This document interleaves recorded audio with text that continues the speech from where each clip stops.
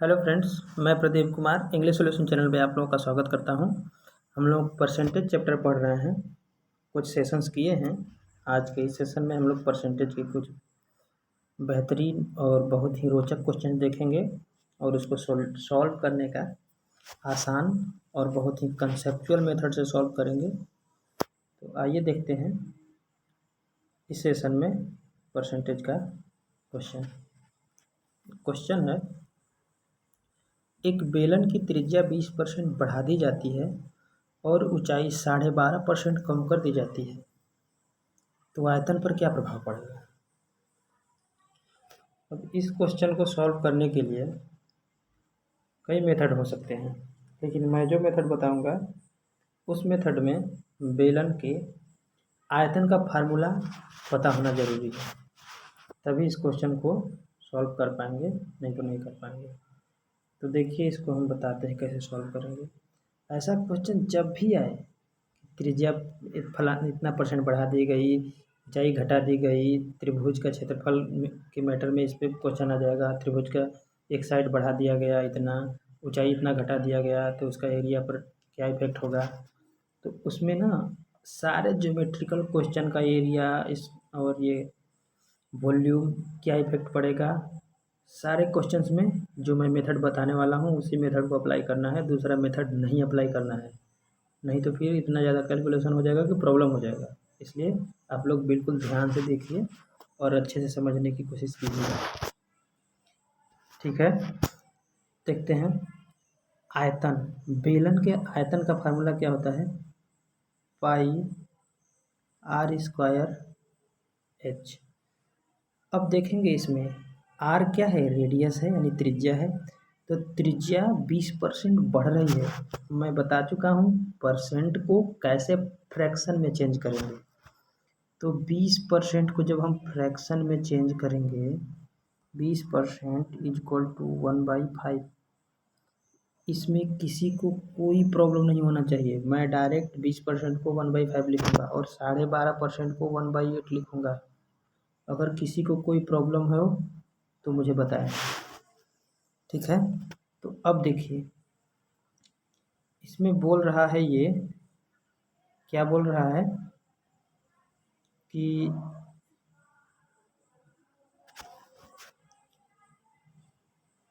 20% बढ़ाई जाती है त्रिज्या और 12.5% कम कर दी जाती है उसकी हाइट को। तो फार्मूला में देख रहे हैं आर स्क्वायर है। आर स्क्वायर का मतलब क्या, आर यानी रेडियस पे 2 बार प्रभाव पड़ेगा। ठीक है, मैं पिछले सेशन में बता चुका हूँ एक ऐसा क्वेश्चन स्क्वायर के एरिया में। ठीक है, तो सेम वही मेथड यहाँ पे भी अप्लाई करेंगे हम। इस क्वेश्चन को सॉल्व करने के बाद आप लोग सारे क्वेश्चन को टैकल कर पाएंगे, ये मुझे पूरा उम्मीद है। मैं इसको इरेज कर रहा हूँ और फिर से लिख रहा हूँ। ठीक है, कैसे 2 बार प्रभाव पड़ेगा रेडियस पे वो देखते हैं। देखिए,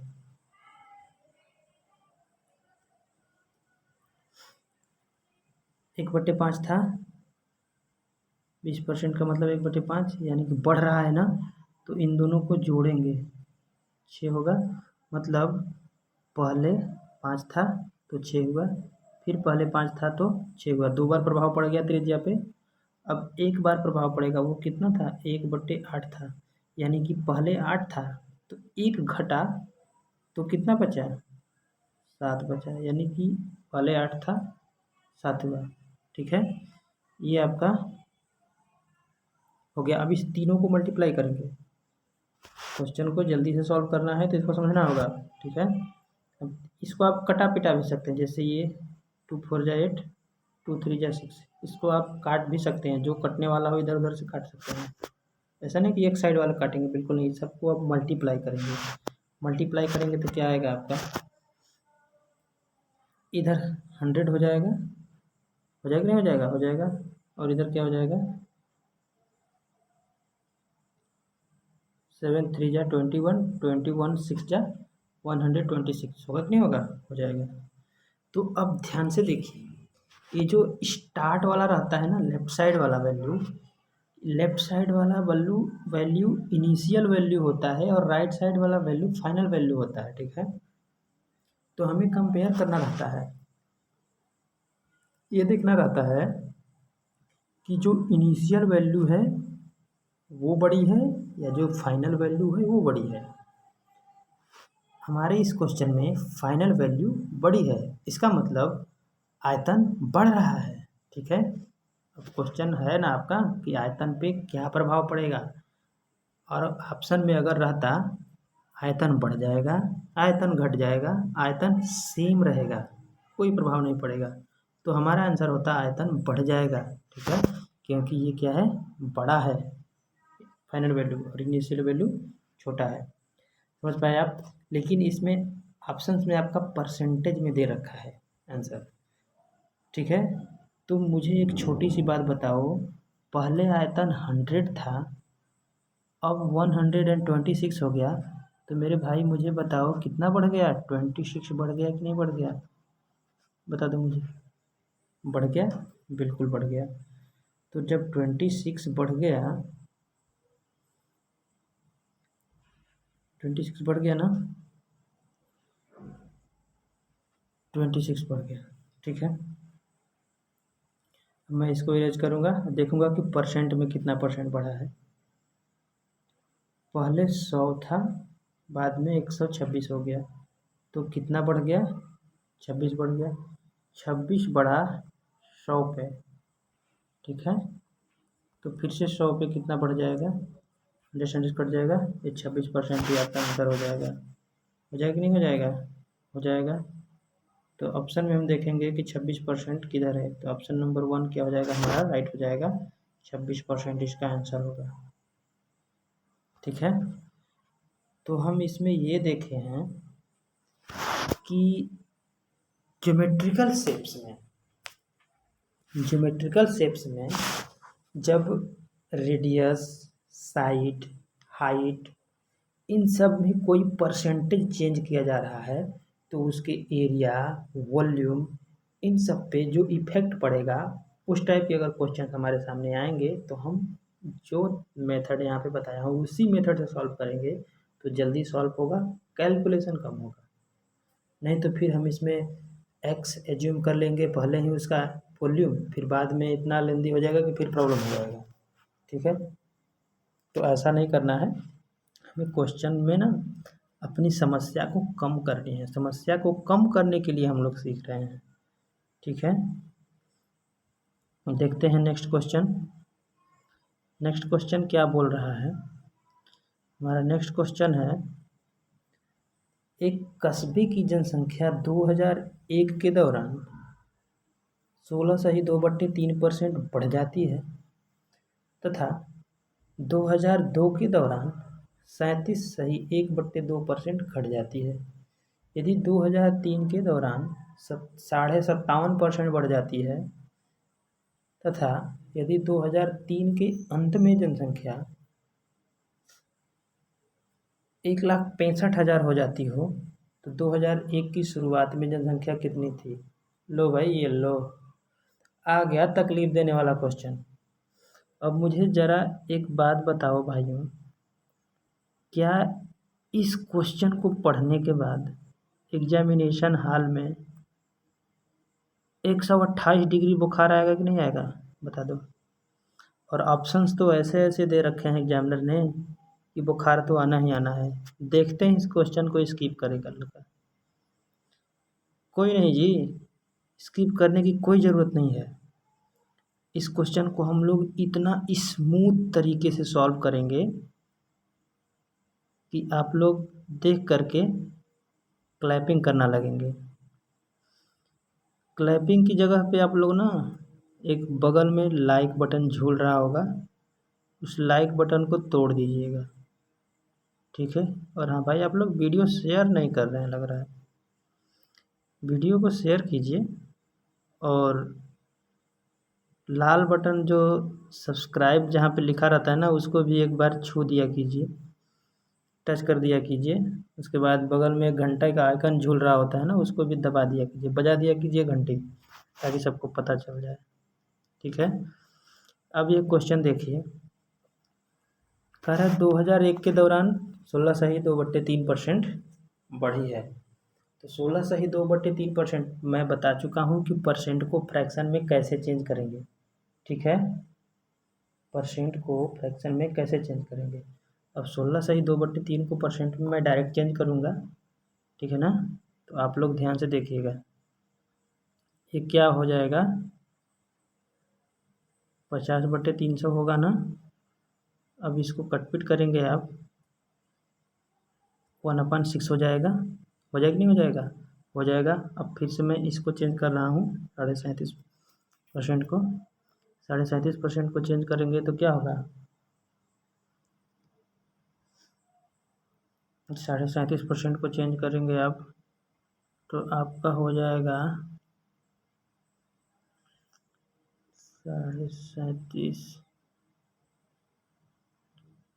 4 2 7 जा 4 2 3 जा 6 7 + 1 यानी कि 75/200 हो जाएगा नहीं हो जाएगा, हो जाएगा। तो यहाँ पे 3 हो जाएगा, यहाँ पे 8 हो जाएगा, यानी 3/8 आएगा। ये 3/8 आ जाएगा। और ये क्या हो जाएगा आपका 57.5% चेंज होकर के 57.5% चेंज होकर के आपका आ जाएगा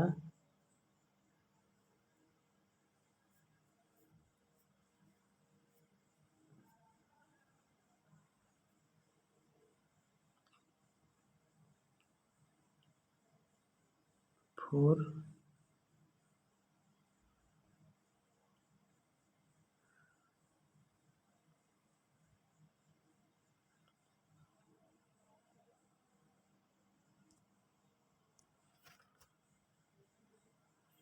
57 सही 1/2 नहीं, ये सॉरी ये मिसप्रिंट हो गया है। 57 सही 1/7 रहेगा यहाँ पे।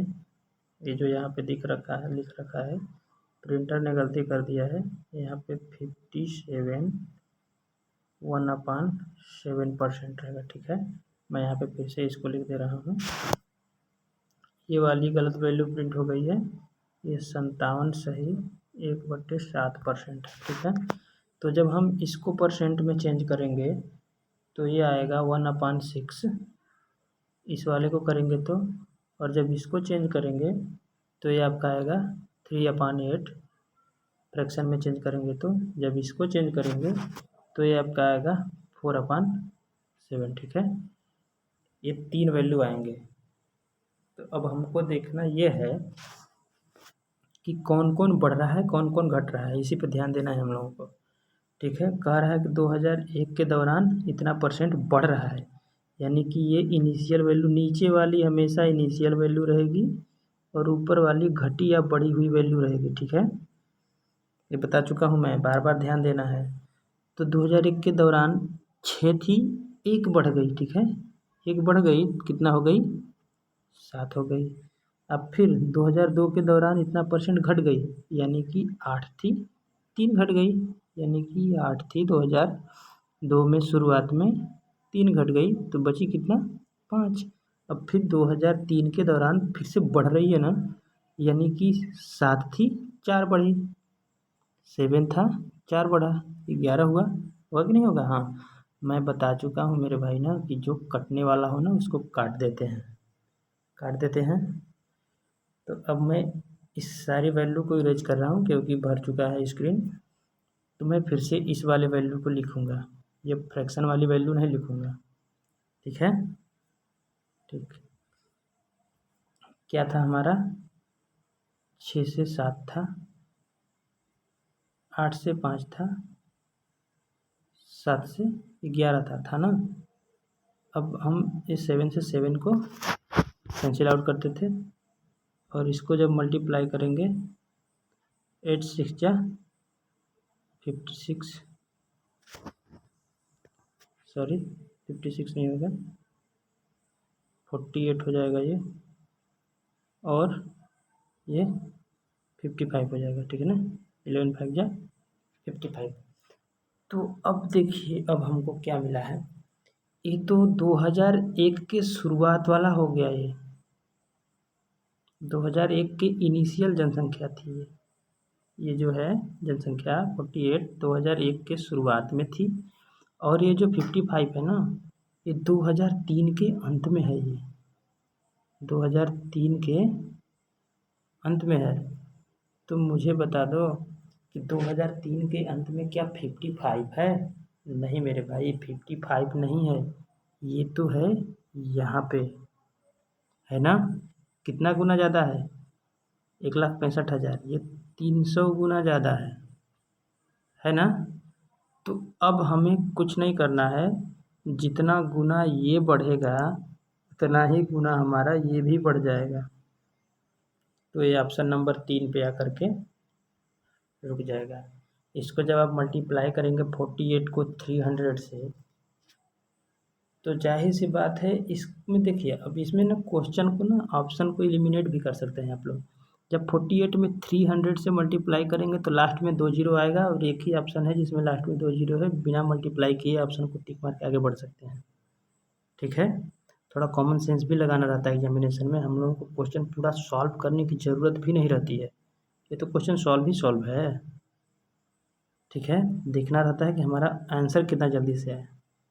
तो इस टाइप के क्वेश्चन को ऐसे टैकल करना है, ना कि हम लोगों को एक्स एज्यूम करके बैठ जाना है इसको लड़ने के लिए कि भाई मैं तो तेरे से टकराऊंगा आज।